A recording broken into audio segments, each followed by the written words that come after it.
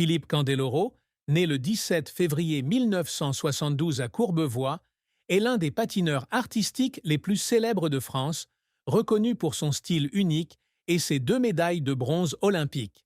Cependant, derrière les projecteurs de la glace, sa vie a également été marquée par une profonde tristesse.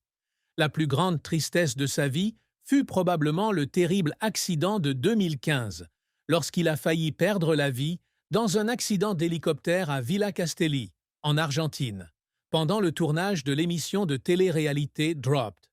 L'accident a coûté la vie à 10 personnes, dont 3 célèbres athlètes français, Alexis Vastine, Camille Muffat et Florence Artaud. Philippe, qui a eu la chance de survivre car il a dû attendre le prochain hélicoptère en raison d'une surcharge, a dû faire face à la culpabilité du survivant et à la douleur de la perte d'amis proches.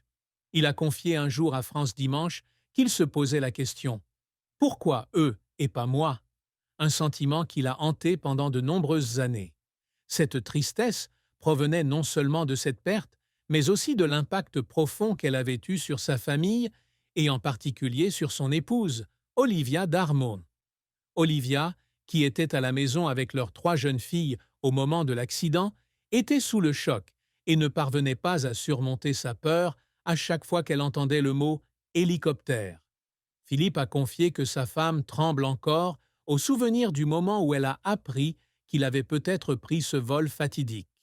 Cette douleur n'était pas seulement la sienne, elle s'est également propagée à ses proches, le rendant impuissant face à son incapacité à dissiper leur peur. Par ailleurs, Philippe a également été marqué par ses problèmes de santé. Bien qu'il n'en ait pas révélé publiquement les détails, il a subi des blessures tout au long de sa carrière de patineur, notamment une fracture de la jambe en 1991 qui l'a contraint à manquer les Jeux olympiques d'Albertville en 1992. Cette blessure a été non seulement un revers physique, mais aussi un choc psychologique, car il a senti que ses rêves olympiques étaient peut-être perdus. Ces moments, combinés aux pressions de sa carrière et de ses responsabilités familiales, ont laissé des cicatrices émotionnelles qu'il a gardées en silence.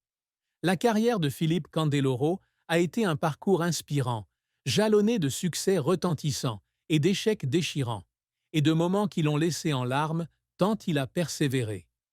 Cadet d'une famille de 4 enfants, Philippe a grandi à Colombes, en banlieue parisienne, où son père, Luigi, entrepreneur en bâtiment, a construit la maison familiale. Enfant, Philippe adorait nager et plonger, mais en 1979, à l'âge de 7 ans, il a commencé à prendre des cours de patinage hebdomadaires. Son talent naturel a rapidement été reconnu par l'entraîneur André Brunet, qui l'a invité à participer au stage d'été à Font-Romeu. Bien qu'invité par la Fédération française de patinage au prestigieux centre d'entraînement de l'INSEP à Paris à l'âge de 10 ans, Philippe a refusé de continuer à s'entraîner à Colombes avec Brunet, démontrant ainsi sa loyauté et sa détermination. La carrière de Philippe a véritablement décollé dans les années 1990. Après avoir participé à la cérémonie de clôture des Jeux olympiques d'hiver de 1988 à Calgary, il a commencé à travailler avec la célèbre chorégraphe Natacha Dabadi, qui l'a aidé à développer son style d'interprétation unique. Malgré son absence aux Jeux olympiques de 1992 en raison d'une jambe cassée, Philippe a fait un retour en force lors de la saison 1992-1993, remportant l'or au trophée NHK et l'argent au championnat d'Europe de 1993. Il a terminé la saison à la 5e place des championnats du monde. L'année suivante, il a remporté son premier titre de champion de France et a franchi des étapes importantes. Le bronze aux Jeux olympiques d'hiver de 1994 à Lillehammer, en Norvège, et l'argent au championnat du monde de 1994 à Chiba, au Japon. L'apogée de sa carrière a eu lieu en 1998, lorsqu'il a remporté une 2e médaille de bronze aux Jeux olympiques d'hiver de Nagano, au Japon, avec son chorégraphie inspirée d'Artagnan. Cette chorégraphie, aux accents artistiques et techniques audacieux, lui a valu une note parfaite de 6,0 en performance artistique aux championnats d'Europe la même année. Le style caractéristique de Philippe, avec ses pirouettes et ses knee drops caractéristiques, a bouleversé le monde conservateur du patinage, faisant de lui un symbole de créativité et d'individualité. Après sa retraite en 1998, Philippe a continué à briller dans des émissions comme Champions on Ice aux États-Unis et le Candel Eurotour en Europe, et est devenu commentateur télévisuel des épreuves de patinage artistique aux Jeux olympiques. Outre le patinage, Philippe s'est également essayé à d'autres disciplines. Il a joué dans des séries comme Réflexions on Ice, Michel Kwan patine sur la musique de Mulan de Disney, 1998, et Joséphine, Ange gardien, 1997, et a incarné Frozzer dans Miraculous, Les aventures de Ladybug et Chat Noir. Il a également participé à la deuxième saison de danse avec les stars en 2011, où il aurait gagné une somme d'argent impressionnante. Ces activités témoignent de la polyvalence de Philippe et de son ambition d'élargir sa carrière au-delà de la glace. Cependant, la carrière de Philippe n'a pas toujours été de tout repos. Une fracture à la jambe en octobre 1991 l'a profondément affecté, lui faisant manquer les Jeux olympiques de 1992 à Albertville, en France, une opportunité qu'il préparait depuis des années. Ce revers l'a laissé déprimé, se demandant s'il pourrait un jour revenir au sommet. Malgré un retour en force en 1994, Philippe a peiné à remporter des titres mondiaux ou européens. Il a été critiqué pour son manque de sophistication dans ses sauts et ses pirouettes, bien que son talent artistique et sa créativité aient toujours été très appréciés. Par exemple, au championnat du monde de 1996 à Edmonton, au Canada, il a terminé 9e, un résultat décevant par rapport aux attentes.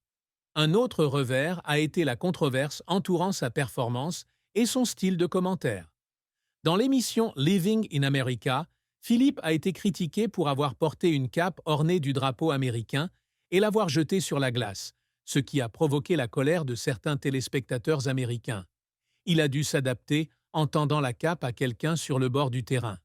De plus, lors des Jeux olympiques de 2006, ses commentaires controversés sur la championne Shizuka Arakawa, valeur d'un bol de riz, lui ont valu des critiques pour son insensibilité. Ces incidents ont mis Philippe sous une forte pression pour préserver son image publique. Plus récemment, en 2024, Philippe a été démis de ses fonctions de commentateur pour France Télévisions, une décision qu'il a qualifiée de douloureuse et qui comportait des éléments de sexisme inversé. Cet événement marqua un nouveau revers dans sa carrière, car il avait le sentiment que ses contributions n'étaient pas reconnues à leur juste valeur. Il exprima sa frustration dans une interview accordée à Pure People, soulignant qu'il devait accepter la situation même s'il ne le souhaitait pas. Il y a eu des moments dans sa carrière qui ont fait pleurer Philippe, tant il a travaillé sans relâche. L'un d'eux fut sa préparation pour les Jeux olympiques de 1998 à Nagano. Après des années de blessures et de résultats décevants, Philippe mit tout son cœur dans sa routine d'Artagnan. Il s'entraîna sans relâche, travaillant souvent jusqu'à l'épuisement pour perfectionner chaque mouvement. Lorsqu'il reçut la note de 6,0 pour sa performance artistique au championnat d'Europe, il versa des larmes de fierté et de soulagement après des mois de dur labeur. Un autre moment fut celui de l'accident d'hélicoptère en 2015. De retour d'Argentine, Philippe pleura dans les bras de sa femme et de ses enfants, ressentant la fragilité de la vie. Il a confié à France Dimanche avoir serré ses enfants dans ses bras et avoir pleuré, non seulement pour sa survie, mais aussi pour la douleur de la perte de ses amis proches. Ses larmes étaient un mélange de gratitude, de tristesse et de détermination à vivre une vie meilleure pour ne pas décevoir ceux qui étaient au parti. Philippe a également pleuré en voyant sa deuxième fille, Maya, poursuivre une carrière artistique. Dans une publication Instagram de 2023, Maya partage son parcours dans la danse et la performance, de sa participation à Un dîner presque parfait à sa collaboration avec Disneyland Paris. Philippe a été ému aux larmes en lisant les mots fiers de sa fille estimant que ces sacrifices professionnels ont porté leurs fruits lorsque enfants ont grandi et se sont consacrés à leur passion. La triste fin de la vie de Philippe Candeloro peut être vue à travers le prisme de l'accident d'hélicoptère de 2015, non seulement en raison de la perte de ses amis, mais aussi en raison de l'impact psychologique durable qu'il a eu sur lui et sa famille. Bien qu'il ait survécu, l'accident a laissé une séquelle psychologique indélébile. Philippe a un jour confié à France Dimanche qu'il ressentait la culpabilité du survivant, se demandant constamment comment il avait pu survivre alors que d'autres n'avaient pas eu cette chance. Ce sentiment l'a plongé dans une légère dépression pendant un temps, et bien qu'il ait essayé de mettre la douleur derrière lui, comme il l'a confié à France Dimanche, cela est resté un chapitre triste de sa vie. La fin tragique de la vie de Philippe Candeloro est illustrée par l'accident d'hélicoptère de 2015, non seulement à cause de la perte de ses amis, mais aussi à cause de l'impact psychologique durable qu'il a eu sur lui et sa famille. Bien qu'il ait survécu, l'accident a laissé une cicatrice psychologique indélébile. Philippe a confié avoir ressenti la culpabilité du survivant, se demandant pourquoi il avait survécu alors que d'autres n'avaient pas eu cette chance. Ce sentiment l'a conduit à une légère dépression pendant un temps, et bien qu'il ait essayé de mettre la douleur derrière lui, comme il l'a confié à France Dimanche, cela reste un chapitre triste de sa vie. Une autre fin tragique est la fin de son rôle de commentateur pour France Télévisions en 2024. Après des années de commentaires dévoués pour les Jeux olympiques, son remplacement par Nathalie Péchala a laissé Philippe dévasté. Il a qualifié cet adieu douloureux et a exprimé ses regrets de ne plus pouvoir continuer à contribuer au sport qu'il aimait. Dans une interview accordée à Pure Pupil, il a admis avoir dû accepter cette décision, mais que celle-ci l'avait profondément déçu. Si ces fins ne marquent pas la fin définitive de la carrière ou de la vie de Philippe, elles représentent des chapitres tristes qui l'ont façonné. Elles témoignent de la fragilité de la vie et des défis que même quelqu'un d'aussi fort que Philippe doit relever. Philippe Candeloro a trouvé l'amour de sa vie en Olivia Darmon, une danseuse classique qu'il a rencontrée en 1991 grâce à une présentation de la chorégraphe Natacha Dabadi. Ils ont officialisé leur relation aux Jeux olympiques de Lillehammer en 1994 et se sont mariés en septembre 1998 lors d'une cérémonie unique à la patinoire du Palais Omnisport de Paris-Bercy, devant 600 invités. Le couple a 3 filles, Luna Nizza, née le 1er avril 2000, Maya, Estella, née le 4 juin 2002, et Thalia Soleya, née le 28 février 2006.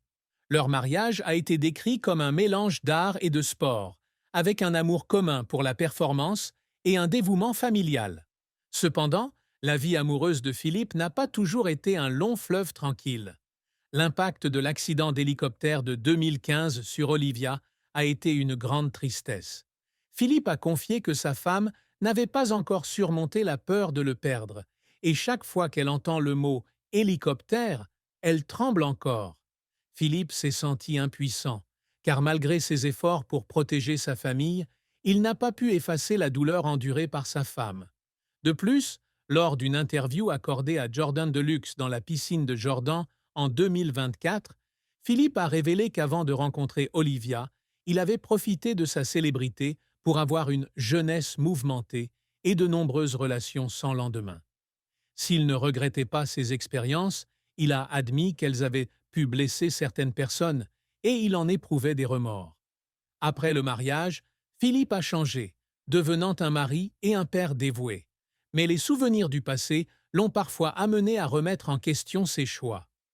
L'amour de Philippe et Olivia est néanmoins resté un rayon de soleil dans sa vie. Dans une interview accordée à nous deux en 2016, il confiait que le secret du bonheur familial résidait dans leur dîner partagé où toute la famille pouvait se raconter sa journée. Il déclarait qu'il n'échangerait Olivia pour rien au monde, témoignant ainsi de son profond amour et de son engagement envers sa famille. L'un des secrets que Philippe Candeloro gardait était le vol de sa première paire de patins à glace. Enfant, Philippe avait volé une paire de patins à glace parce que sa famille n'avait pas beaucoup d'argent. Mais sa mère l'avait découvert et les avait payés lorsque l'affaire a été révélée. Il a raconté cette histoire lors d'une interview, admettant qu'il s'agissait d'un élan de jeunesse, mais que cela reflétait aussi son profond désir de se consacrer au patinage. Un autre secret est la pression mentale qu'il a subie après l'accident d'hélicoptère en 2015. Bien qu'il ait publiquement déclaré avoir essayé de mettre la douleur derrière lui, Philippe souffrait de culpabilité et d'une légère dépression. Il partageait rarement ses sentiments en public, se confiant à sa femme et à ses amis proches.